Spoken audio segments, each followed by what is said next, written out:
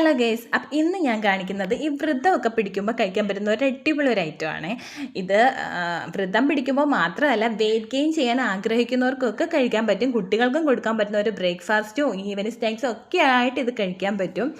അപ്പോൾ ഇത് ഞാൻ നോർത്തിലായിരുന്ന സമയത്ത് ഞങ്ങളുടെ അടുത്ത റൂമിലെ ദീദി അവർ ഫാസ്റ്റിംഗ് പഠിക്കുമ്പോഴാണ് ഇത് കൂടുതലായിട്ട് ഉണ്ടാക്കി കഴിക്കാറ്. അങ്ങനെ ഒരിക്കലും എനിക്കും തന്നു. ഇതെനിക്ക് ഇഷ്ടപ്പെട്ടപ്പോൾ ഞാൻ റെസിപ്പി ചോദിച്ച് മനസ്സിലാക്കിയതിന് ശേഷം പിന്നീട് ഫാസ്റ്റിംഗ് പിടിക്കുമ്പോഴല്ല ഞാനും ഈ ഒരു ഐറ്റമാണ് ട്രൈ ചെയ്ത് നോക്കാറ്. പിന്നെ ഏകാദശി വ്രതത്തിന് മാത്രം ഇത് കഴിക്കാൻ പറ്റില്ല, മറ്റെന്ത് വ്രതം പിടിക്കുമ്പോഴും ഇത് കഴിക്കാം. അപ്പം ഇതെങ്ങനെ ഉണ്ടാക്കുന്നതെന്ന് നോക്കാം. സാബുദാന കിച്ചടിയാണ്, എൻ്റെ പേര് പറയാൻ വിട്ടുപോയി.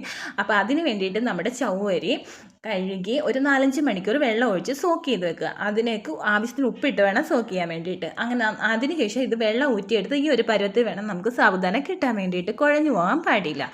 ഇതിനേക്ക് ആവശ്യമായിട്ടുള്ളത് കിഴങ്ങ്, കപ്പലണ്ടി, നാരങ്ങ, മല്ലിയില. ഇത്രയാണ്.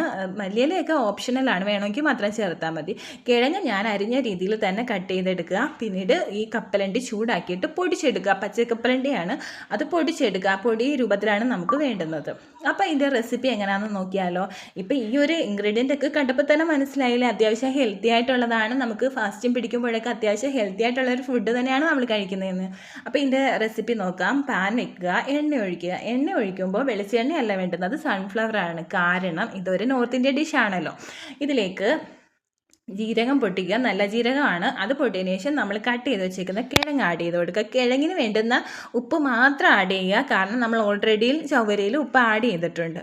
പിന്നെ മുളക് നമുക്ക് എരിവിനനുസരിച്ച് വേണം ഇട്ട് കൊടുക്കാം. കുട്ടികളാകുമ്പോൾ ഒരു മുളകിൻ്റെ ആവശ്യമുള്ളൂ. ഞാനിവിടെ 2 എണ്ണം ഇട്ടിട്ടുണ്ട്, കാരണം ഇവിടെ എല്ലാവർക്കും വേണ്ടി കഴിക്കാൻ വേണ്ടിയിട്ടാണ് ഞാൻ ഉണ്ടാക്കുന്നത്. അതിനുശേഷം ഇതൊന്ന് വെന്ത് വരുമ്പം നമ്മുടെ ചവ്വരി ആഡ് ചെയ്ത് കൊടുക്കുക. നന്നായിട്ടൊന്ന് മിക്സ് ആക്കിയിട്ട് മൂടി വെച്ച് വേവിക്കുക. ഒരു 5 മിനിറ്റൊക്കെ മതി ഈ ചവ്വരി ഒന്ന് വെന്ത് വരാൻ വേണ്ടിയിട്ട്.